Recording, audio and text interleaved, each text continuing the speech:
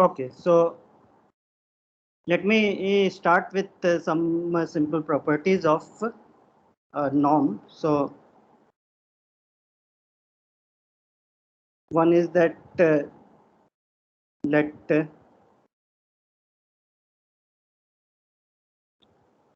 X with some norm be a norm linear space. Sir, screen is not visible. It's not visible.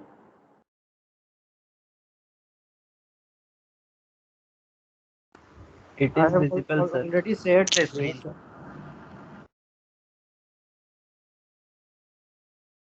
Okay, Yes, so sir, it's visible. okay. So suppose X is any norm linear space, and let Xn be a sequence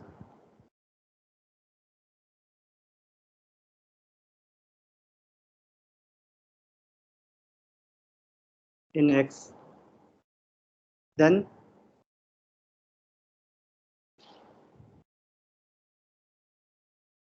this sequence Xn converges to, so limit of Xn is equal to, say, some X naught.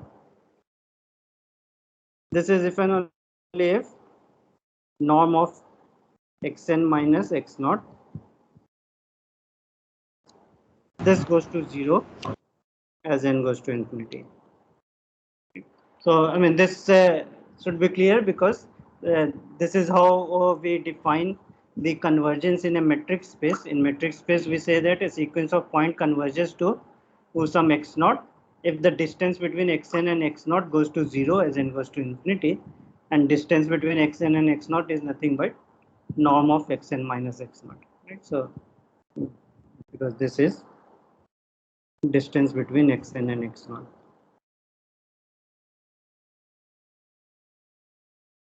Now, some easy property is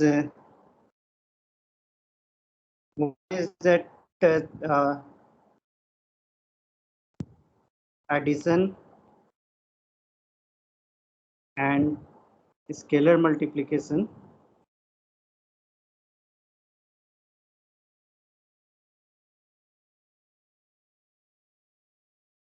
are continuous functions.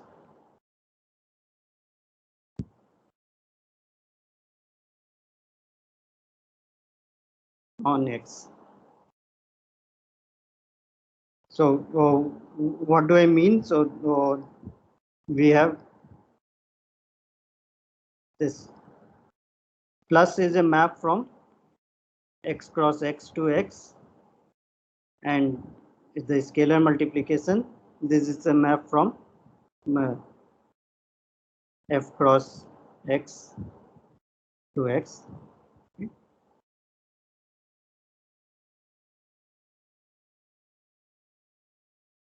Where on X cross X we take, because we know that X is a norm linear space, so in particular X is a topological space. So on the Cartesian product we take the product topology, and then we get this. So this you can prove easily by using sequential criteria, because these are all metric spaces. So to prove this, suppose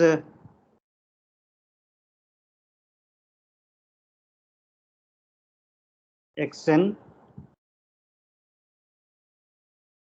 and Yn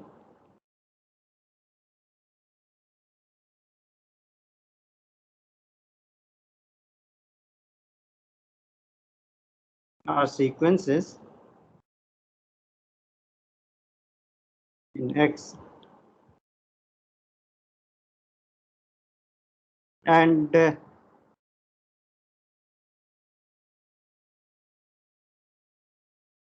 let Xn Yn, this converges to some X comma Y as n goes to infinity. Then we have to show that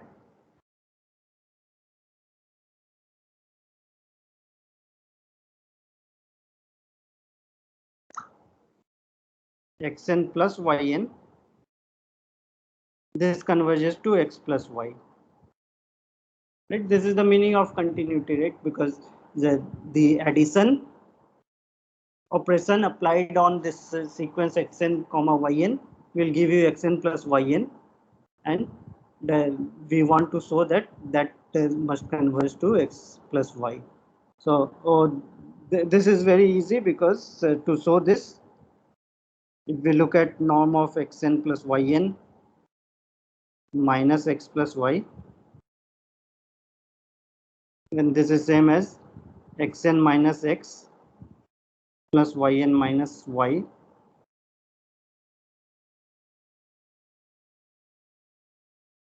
norm, and by triangle inequality this is less than equal to norm of xn minus x plus norm of yn minus y, and we are given that xn converges to x and yn converges to y, so this goes to 0 as n goes to infinity.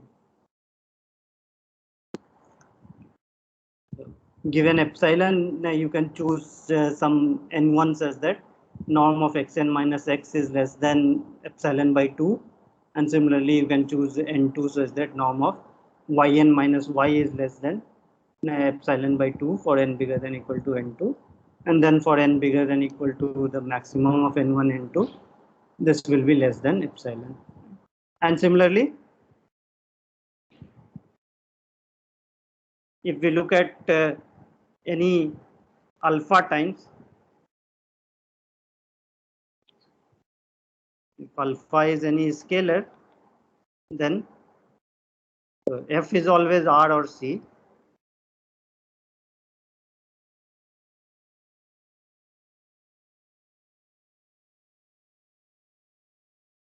Alpha times xn minus alpha times x, if we look at norm, this is equal to mod alpha times norm of xn minus x, and this goes to 0 as n goes to infinity again.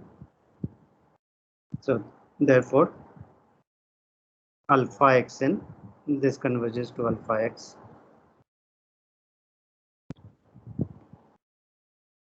So addition and scalar multiplication are continuous function.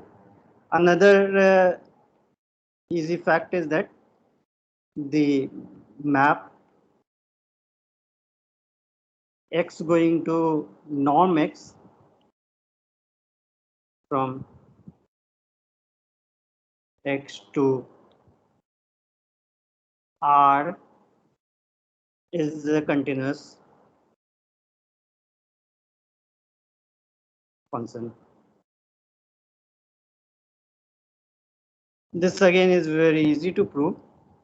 So to prove the continuity, again we can take a sequence. So let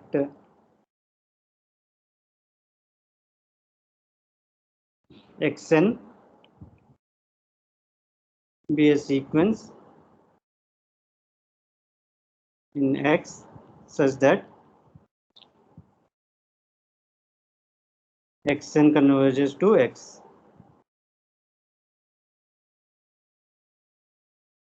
As n goes to infinity, then we have to show that norm of xn, this converges to norm x. So why is this? So for this we need to look at norm of xn minus norm x in mod. This should go to 0. So we know that this is less than equal to norm of xn minus x. This follows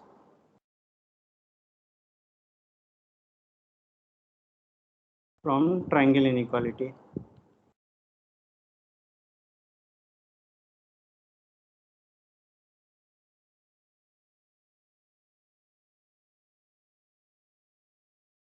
So this is very easy because norm xn is less than equal to norm of xn minus x plus norm x, and therefore norm of xn minus norm x will be less than equal to norm of xn minus x, and similarly you get the other way also.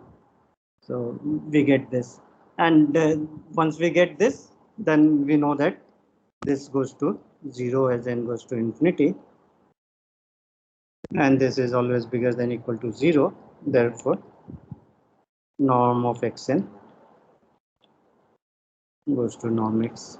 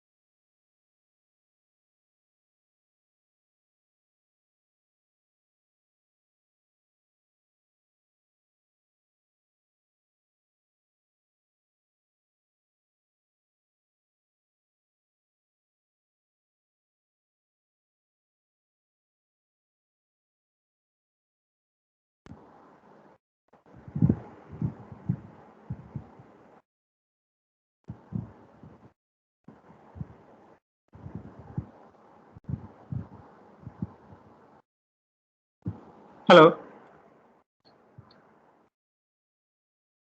Yes, sir. Connection problem. So I had to connect again. Uh, okay, so now let us look at several examples of norm linear spaces. examples.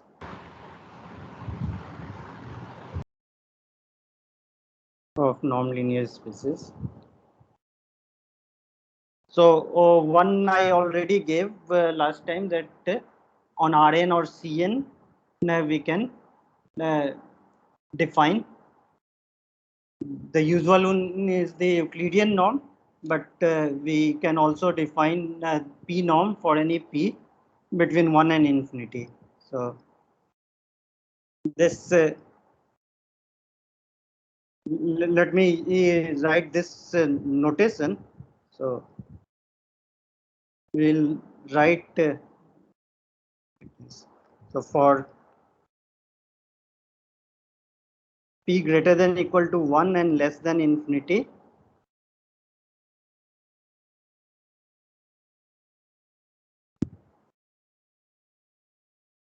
we denote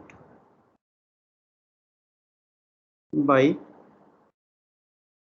LPN, and the scalar can be R or C. So let me write LPN R or LPN C. The norm linear space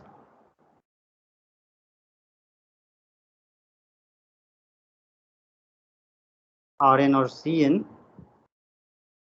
with the P norm given by norm of X is summation mod xk to the power P raised to power 1 by P. So you can try and to prove the triangle inequality for this, that you might have seen before also. I'll not do it right now. Maybe I'll give it in as a tutorial problem. So this is one example. Also for P equal to infinity also we define. So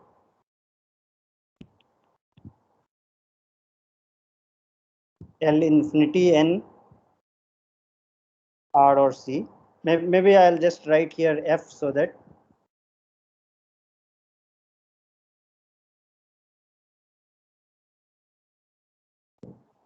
F is R or C.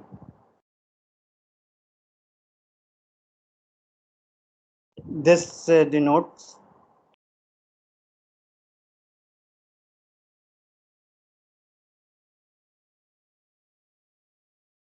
Fn with norm infinity given by norm x infinity is equal to maximum of mod xk, k between 1 and n. So the for each p between 1 and infinity, we get a norm linear space. Second example, let me give. So here we are taking Rn or Cn. Suppose we take, so now I'll give sequence spaces.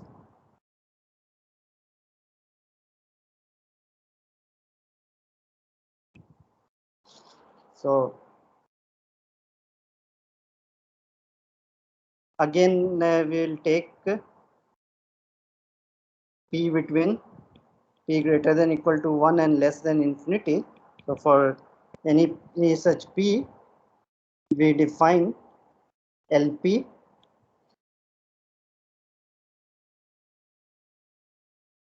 F. This is equal to all sequences. So x equal to x1, x2, and so on, such that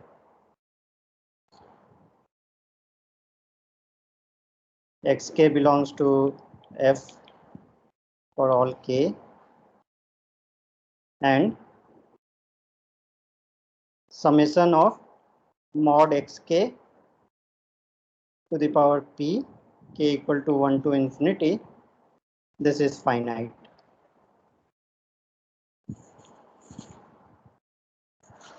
So in the case of Rn or Cn, because there are only finitely many x1, x2, xn, so this sum is always finite.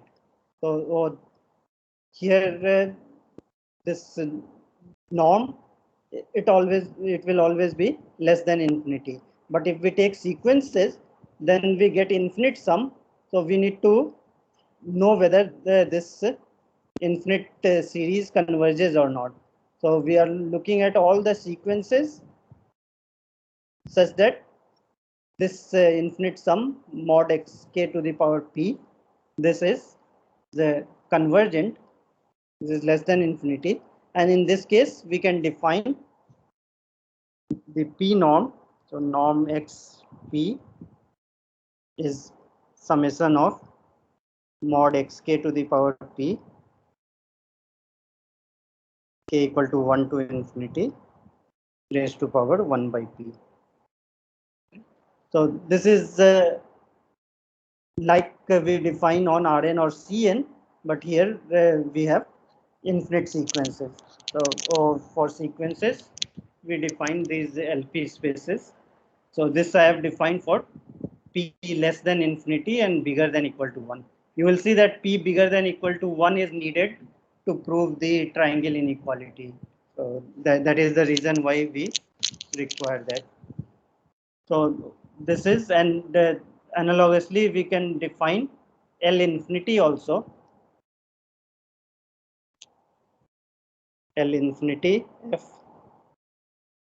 This will be all sequences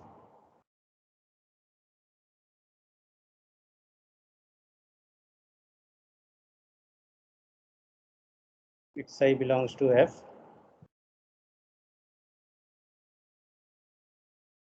Xk belongs to f for k 1 to infinity, and supremum of mod xk,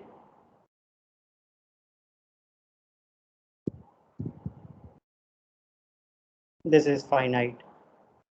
So L infinity is the space of all bounded sequences.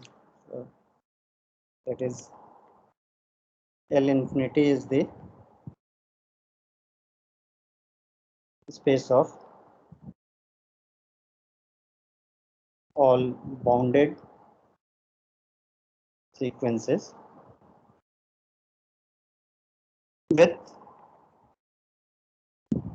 norm x infinity is supremum of mod xk, k belonging to natural number.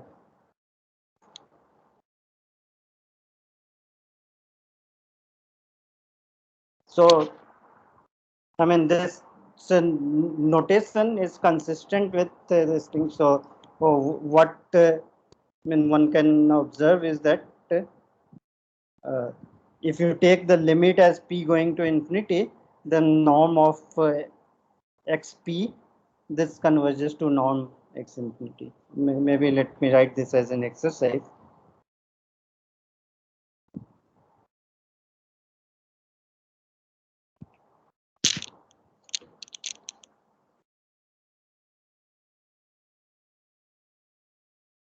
Prove that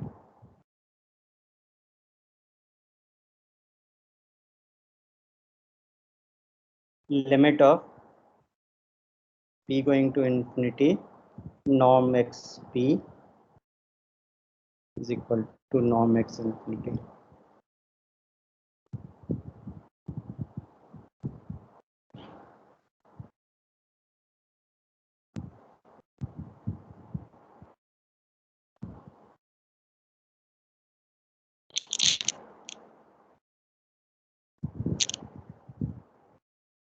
Okay, so Next, we have some subspaces of L infinity also.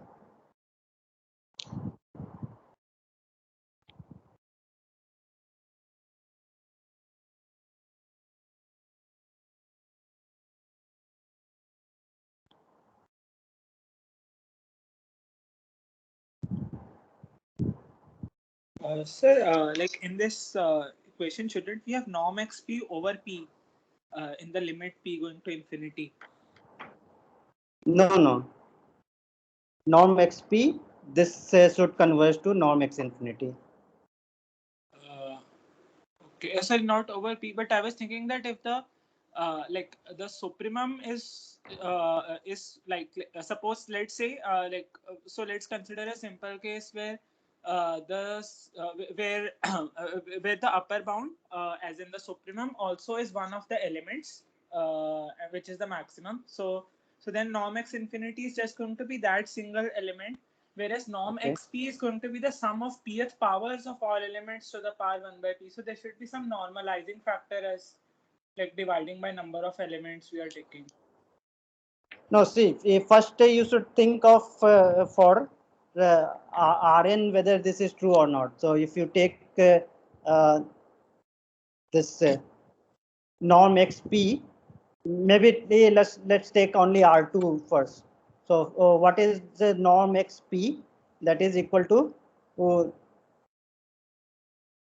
So mod let's x1 to the you power p plus mod x2 to the power p raised to power 1 by p, right?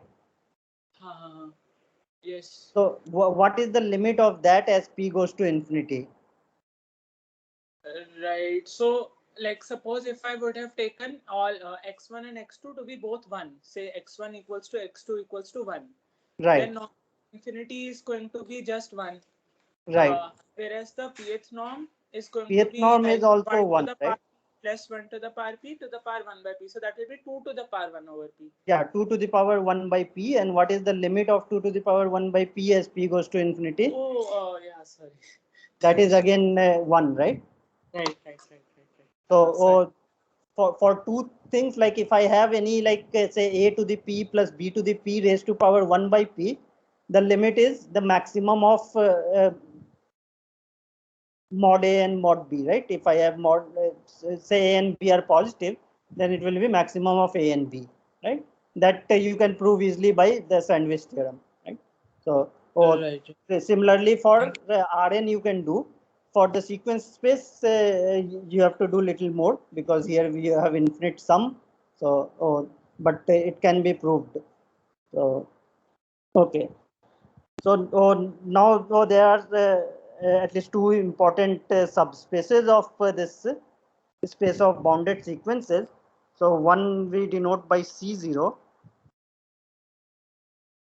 So in all these examples, let's see, this field scalar can be real or complex. So I'll not always write whether it is R or C. We have examples for both. So C0 will be all X, all sequences X, such that limit of xn n going to infinity is equal to 0. Right? So C0 O is this is the space of all sequences converging to 0. Of course, you know that if the limit of sequence exists, then it must be bounded. So clearly, this C0 is a subset of L infinity, right? So if the limit is 0, then it must be bounded. And you can see that C0 is a vector space also. If you have two sequences such that xn goes to 0 and yn goes to 0, then xn plus yn also converges to 0. So x plus y is also in C0, and similarly scalar multiple of any element in C0 is also in C0. So this is a vector space, and it is in fact a subspace of L infinity. So we can take the norm on L infinity. So in fact, if I have any non-linear space X and suppose Y is a subspace of X, then I can restrict the norm to the subspace Y to get a new non-linear space, so Y, right? So for C0, this is space of all sequences converging to 0, and so we take C0 with the supremum norm, the infinity norm. So norm of X, this is equal to supremum of mod xk. So this is a subspace of L infinity, and another subspace we can take which is denoted by C00. So C00, this is the space of all sequences which are eventually 0. So this consists of all x1, x2 up to there can be any finitely many non-zero terms, and after that all the terms must be 0. Such that n can be any natural number and is x size belongs to F or I from 1 to n. So note that here n is not fixed. If I write x1, x2 up to some fixed n, then that is nothing but isomorphic to Rn or Cn only. But here we are saying that there can be any finitely many number of terms which can be non-zero, but after that all the terms must be 0. So this is and this C00, this is a subspace of C0, which is a subspace of L infinity. So we get another subspace of of L infinity. So again, we can restrict the norm on L infinity to C00. Norm of X. This again we will take norm X infinity. X belonging to C00. So later also we will encounter these spaces. So now let me give some more examples. So I've given the sequence space. Now let's look at some function spaces.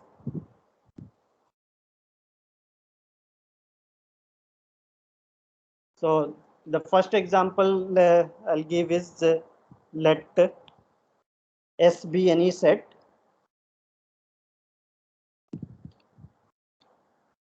and let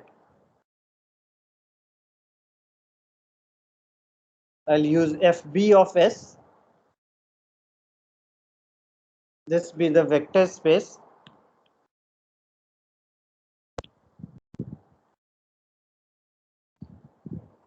of all bounded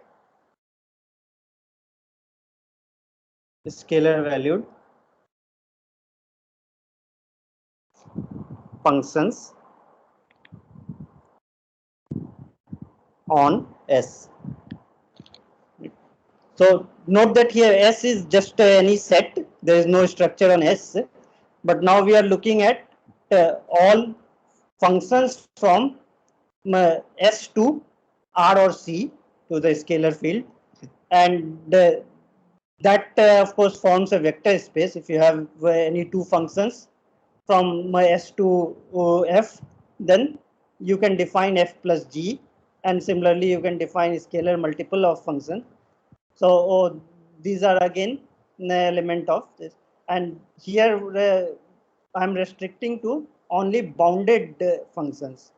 So that means that supremum of mod of Fs, that should be finite.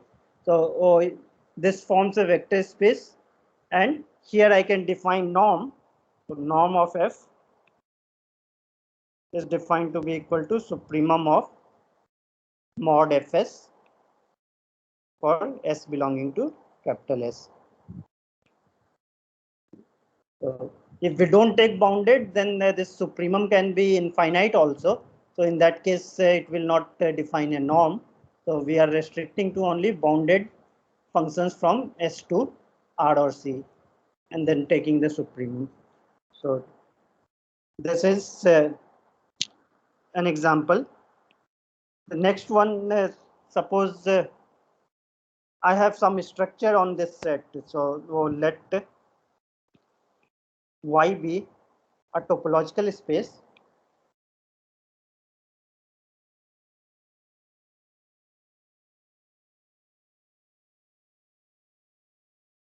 And then we take X is equal to CB of Y.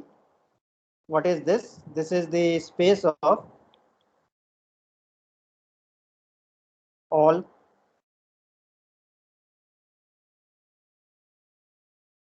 continuous bounded functions from Y to F. Right. So here, because I have that Y is a topological space, then if I have a function from Y to R or Y to C, then we can talk about continuity of the function. So we are looking at all continuous functions, and again, I mean, continuous function on topological space need not be bounded. So I am restricting to only bounded continuous functions, and on this again I can define norm of F. So this again we use the notation norm F infinity. This is equal to supremum of mod of F of Y, Y belonging to capital Y. This is for F belonging to CB of Y. Right. So I mean, first of all, you should see that this CB of Y is a vector space, because sum of two continuous function is continuous and sum of two bounded function is bounded. So and similarly scalar multiple will be here, and then if we define this supremum of mod F of Y, this again forms a norm. So all these examples, I am not like verifying the properties of the norm, but you should make sure to see that you can prove that. So these are easy for this supremum norm. It is very easy. For LP, you need what is known as Minkowski's inequality to prove that. So that maybe I'll give as a tutorial problem. If you have not seen the proof, then you can do it. So another one is a special case of this fifth. So let K be a compact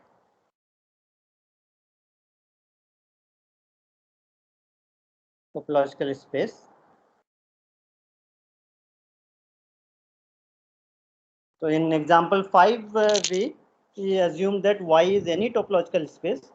Here we are assuming that this is a compact topological space, and then you take X is equal to C of K. What is this? This is all F from K to R or C. So F such that f is continuous.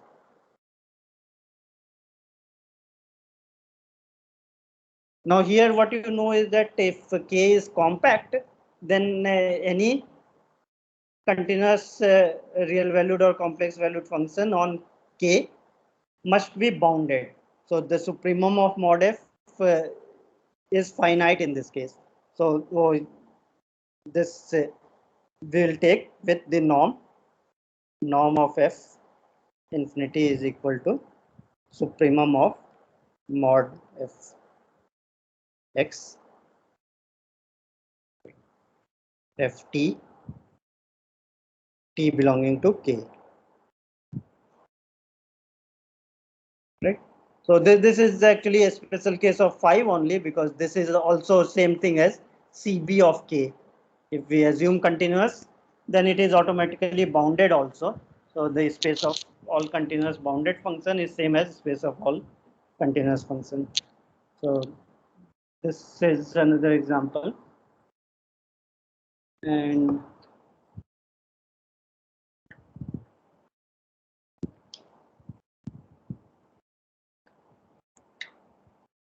okay, just like the little LP spaces I have defined, now I'll define the capital LP spaces. So capital LP spaces.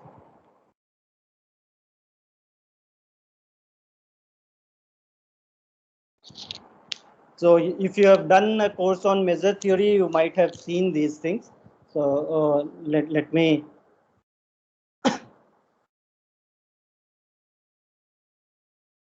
define. So for again, p has to be bigger than equal to 1. So if p is bigger than equal to 1 and less than infinity, then we will define capital LP. We write capital LP 0, 1.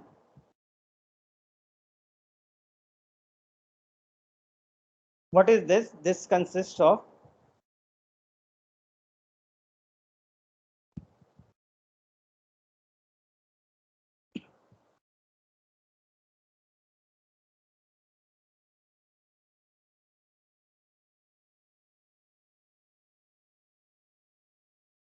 equivalence class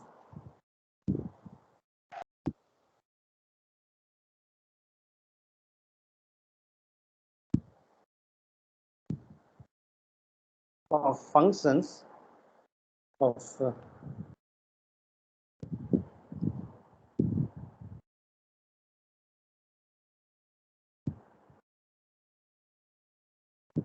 Lebesgue measurable functions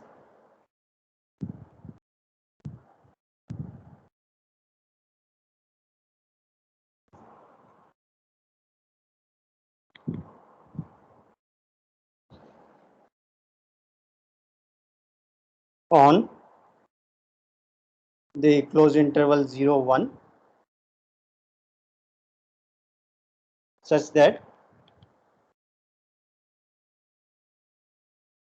the integral of mod f of t raised to p dt from 0 to 1, this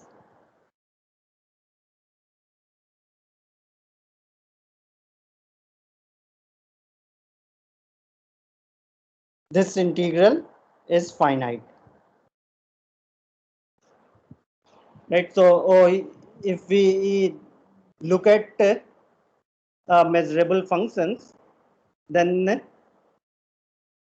you can define what is known as Lebesgue integral, so integral of this thing, and then we are looking at all those functions for which the integral of mod ft e to the p is finite. So, and for this we define the pth norm, so norm fp, this is equal to the integral of 0 to 1 mod f of t raised to power p dt raised to power 1 by p.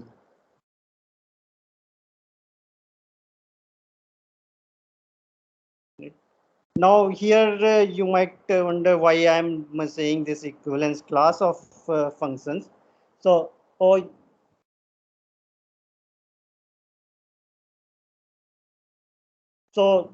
let's look at this norm FP. I mean, proving the triangle inequality, you will need to know about the Minkowski inequality for this thing. But the first thing is that I mean, norm FP, if I define like this is always greater than equal to 0. But when is it equal to 0? So if I say that norm Fp is equal to 0, that will imply that integral of mod Ft to the power p dt, this is equal to 0. Now, does that imply that Ft is 0 for all t? No, it will only imply it will be 0 for any like it is almost 0. So like Almost except everywhere, right? So almost note except that like countable set of points it might be. not necessarily countable, measure 0 set. So for Yes, yes. norm Fp is equal to 0, this is if and only if f is equal to 0 almost everywhere.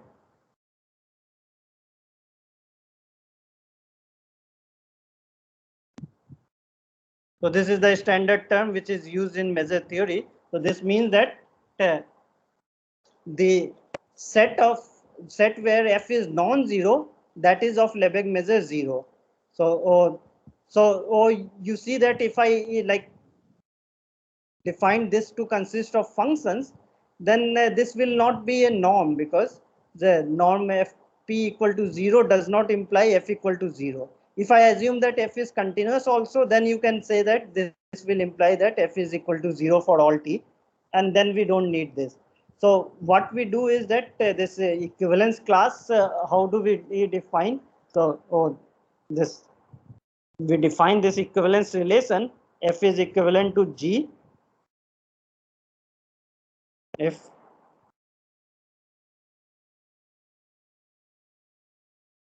let me simply write, if f is equal to G almost everywhere.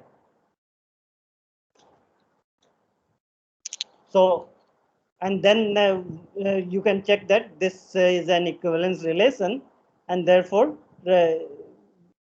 you can define equivalence classes. So when I write it, so strictly speaking, instead of writing norm fp, I should write this as the equivalence class of p. So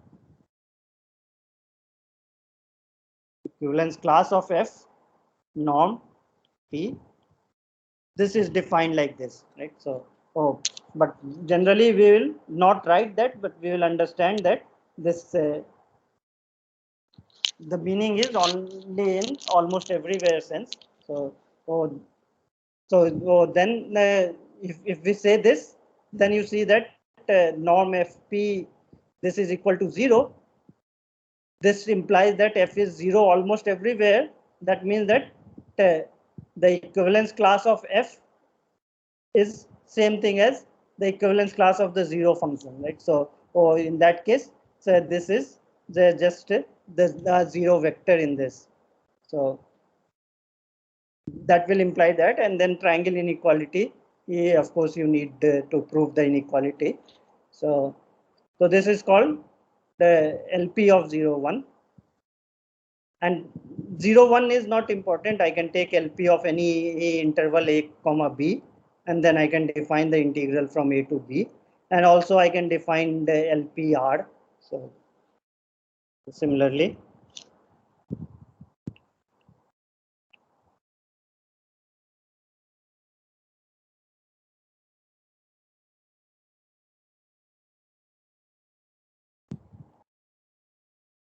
we can define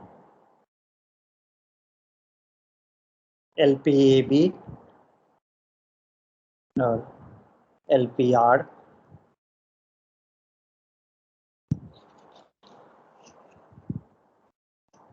And just like this for P between 1 and infinity, for p equal to infinity, we can define L infinity of say 0, 1. This consists of all, this is the space of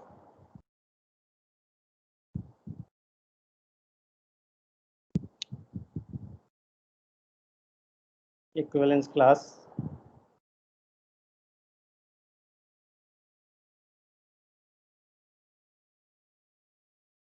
of functions from 0, 1 to R or C, such that f is essentially bounded.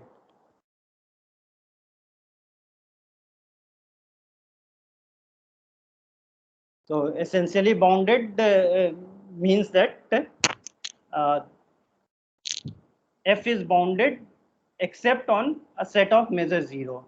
So here we define the norm of f infinity. This, instead of writing supremum, because supremum can be infinity also. So what we say, this is essential supremum mod ft, t belonging to 0, 1. So what is the essential supremum? So recall the essential supremum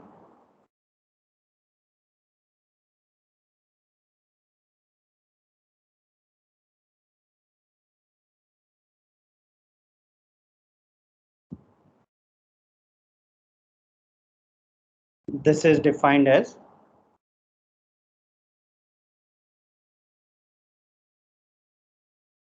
essential supremum of mod ft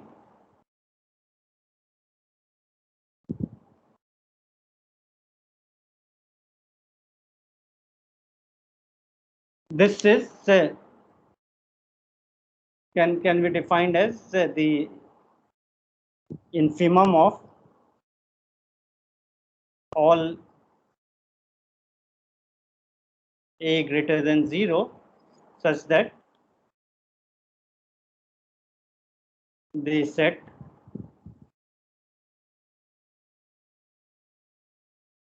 t such that f of t is bigger than a as measure 0.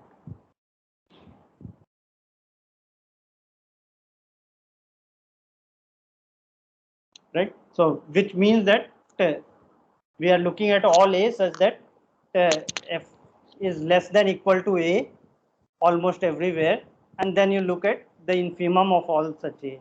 So that is the a essential supremum of this function f.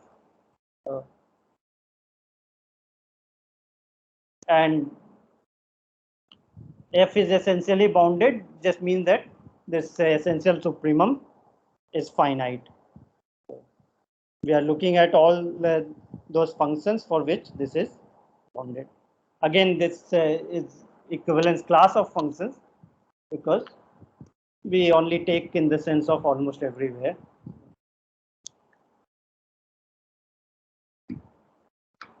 Okay, so I think it is time to stop. So in the next class, maybe I'll give few more examples and we'll then discuss some more general results.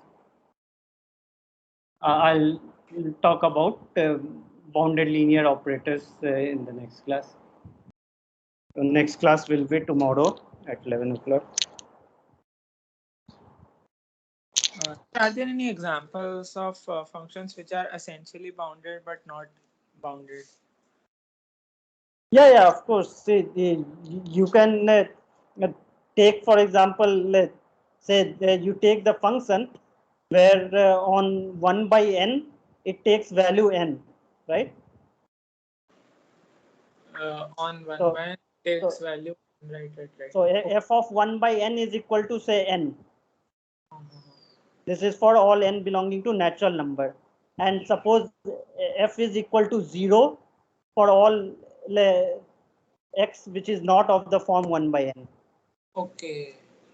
So in that case, what is the f is not bounded, right? Because if you look at the supremum of f, that is infinity. But it is 0 almost everywhere, because only on a countable set it is non-zero. So what is the essential supremum in that case? That will be 0. Right. Is it Okay. clear? Yes. Thank you. So similarly, you can like construct examples. So when we talk about basically these integrals, the Lebesgue integral, then it doesn't matter what happens on a set of measures 0. Therefore, we don't have to worry about that, right? And this, I mean, the integral is for p less than infinity. But again, here one can prove that norm of fp that converges to norm f infinity as p goes to infinity. So the notation is consistent with that.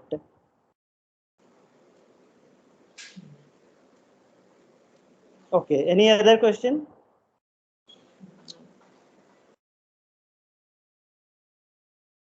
So let me stop the recording.